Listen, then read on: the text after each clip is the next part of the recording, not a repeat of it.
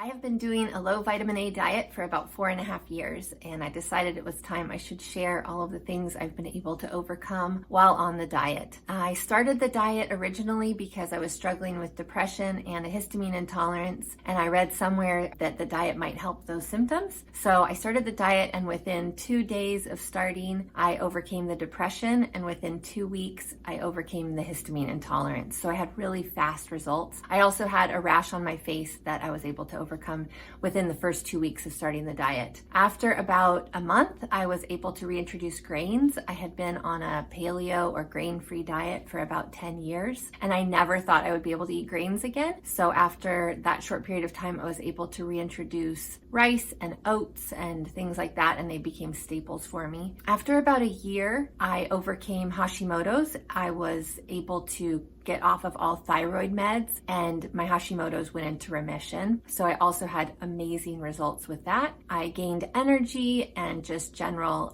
wellness with the diet. Sometime in that period, I also was able to overcome chronic insomnia issues, which I had struggled with for years, as well as chronic constipation. At the 3-year mark, I decided it was time to finally meet with Dr. Smith. I had been doing the DIY version of the diet up until then, and I had been just guessing on my minerals and my supplements, and I felt like I was finally at the point where I really needed some help and I really needed some insight on my mineral levels. And sure enough, I was taking too much zinc, but I did need to be on a higher dose than a lot of people. So it was really helpful to get my blood work, and I just want to say Dr. Smith is incredibly generous with his time and the devotion that he puts into each and every patient. So I just got such individualized attention, and it was fascinating and helpful to get my blood work and my hair mineral analysis and really hone in on my copper toxicity, which is what I did at about the 3-year mark of the diet. And so after that appointment, I've really been focusing a lot on that, and focusing on my copper toxicity has allowed me to begin to make headway on my EMF sensitivity, which has been